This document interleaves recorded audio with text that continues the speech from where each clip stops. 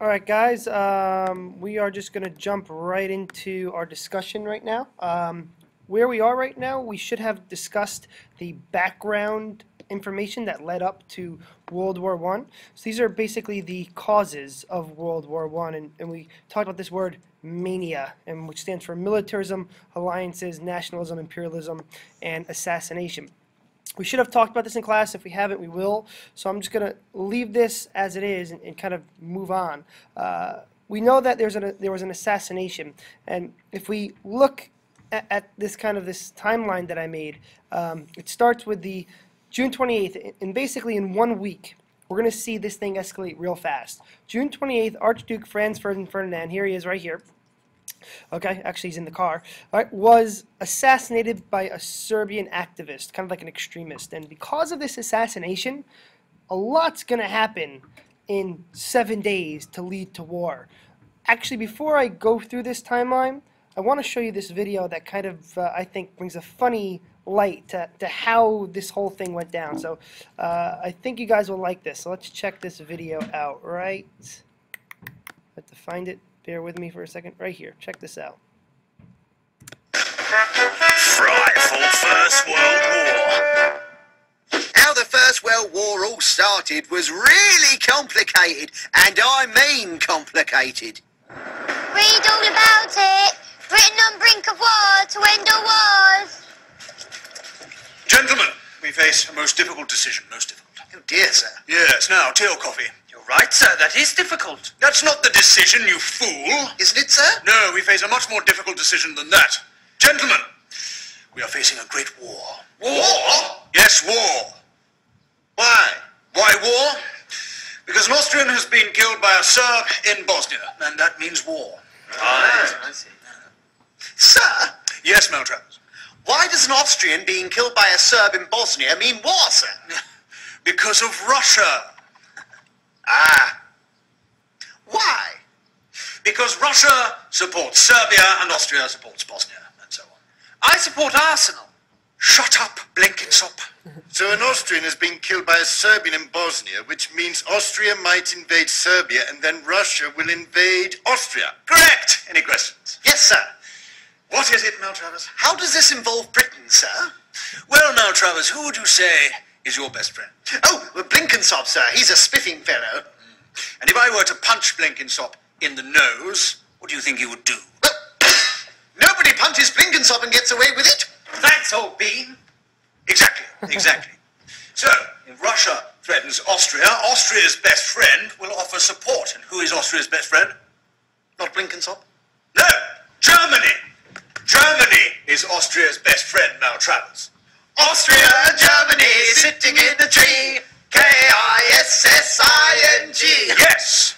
So, if Russia were to attack Austria, Germany would attack Russia.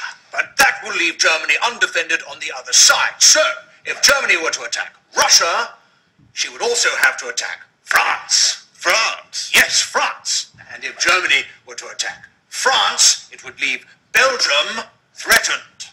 And Belgium is our friend. So, we would hop in there to defend them. So, we've all got to go and fight in a war because of that, sir. Yes, Maltravers. Well, I might get killed, sir. Yes, you might, Maltravers. But it would all be for a good cause. So, where is Bosnia again? Okay, so I think that's a funny little skit that kind of explains this whole thing. Again, it started with this assassination. Austria-Hungary, because their Archduke was just assassinated, declares war on Serbia. So they declare war. The very next day, Russia, who's Serbia's ally, starts mobilizing troops, meaning they get their troops ready for war. They're getting ready. Okay? So they're getting ready. The very next day, after Serbia's ally mobilized their troops, Germany, who's Austria-Hungary's ally, declares war on Russia. Then France mobilized their troops the same day.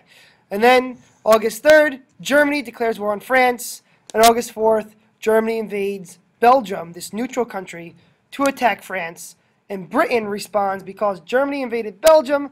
Britain now responds by declaring war on Germany. So this is the whole thing that's going on. And this takes 1 week from June 28th, right, all the way down to August 4th. It was only 1 week where all this thing escalated into World War I. So we're going to jump off by talking about this first invasion of France. And again, in that video you saw, here's Germany right here. And to get into France, they have to go through this country right here. And if you look over here, this country is Belgium. Okay?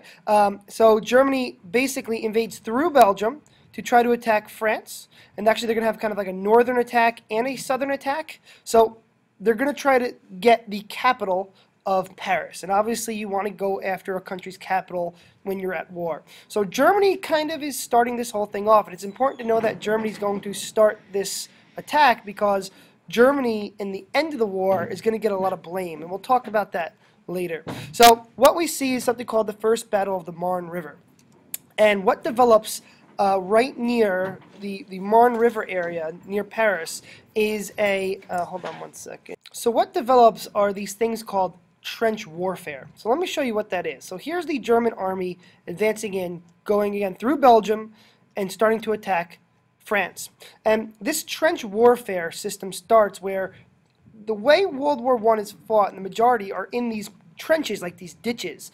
And basically, I'm going to flip through some pictures here. You're going to see that the way to move in this fight was to basically fire from one trench. So these guys will be firing this way at the enemy who's in another trench on this side. And you would try to get up. It's called going over the top. You would get up and out of the trench and try to Mr. Foley, you have a phone call in the front office. Mr. Foley. advance forward. Sorry about that. And here you see some of the weapons being used. It's very hard to fight this trench warfare. I'm going to talk about that why in a second. You see barbed wire here to prevent people from kind of getting through. If you're a troop and you had to run through this barbed wire, it's going to be very difficult.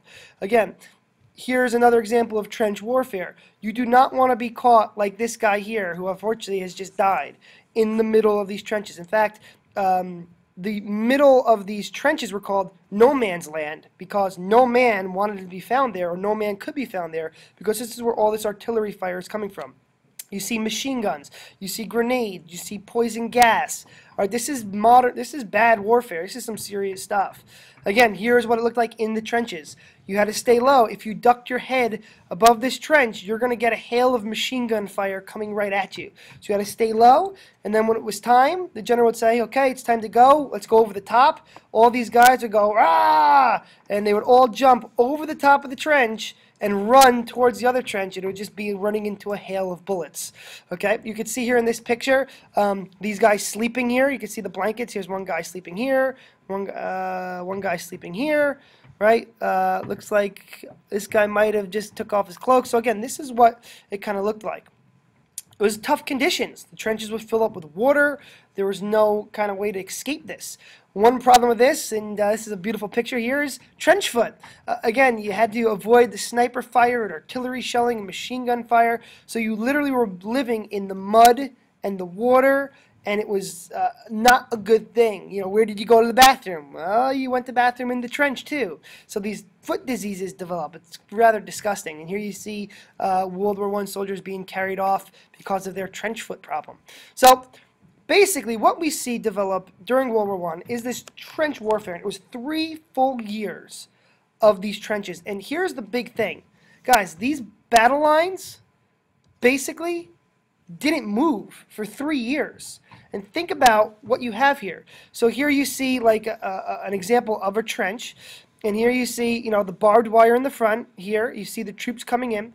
You see these system of trenches. It goes this way, and it goes this way, and it goes this way. So these are all trenches where the enemy would be in. And they would be shooting machine guns this way. So it's really difficult to move past the barbed wire. It's really difficult to take the trench and kind of move forward. And then, of course, back here, you have these long-range artillery shellings. So as you're approaching, these guys are firing, you know, cannons and explosives at you as you're going into the trench. So this is like a near impossible thing to fight in. And that's why World War I is known as, another name for the trench war, is because of these trenches that developed, and it was very, very, very difficult to fight in these circumstances. In fact, there was one battle called the Battle of the Somme, and in this battle, 1.2 million people are killed in this one battle. It was about 6 months of fighting. 1.2 million people killed. That is astounding. in this one battle, and here you see the death casualties here, about 400,000 British, 500,000 German, 200,000 French were killed. In fact, in the Battle of Somme here on the first day alone, 57,470 British casualties on the very first day of fighting. In 20 years of fighting in the Vietnam War, we lost the same amount of U.S. troops in Vietnam that they lost in one day, the Battle of the Somme. And because the battle lines were unchanged, it basically was only about 6 miles of land, which is about from Valhalla to Pleasantville that they were fighting over. I mean, this is some serious, serious fighting. So one reason for all of these increase in deaths and just the way this war happened is because it's called the first modern war. We have new technologies like tanks and planes and machine guns and submarines. So I'm going to talk quickly a little bit about that because this leads to more death. So one new technology being used in World War I is a tank. A tank was actually a British invention. These tanks were used, here you see it crossing over those trenches to kind of advance through enemy lines. And tanks are forever going to change the way in which we do battle. And in World War I, it's the first war in which tanks were ever used.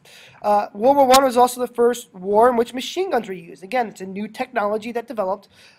These machine guns were capable of firing 600 bullets a minute. These machine guns were the main reason why trench warfare develops.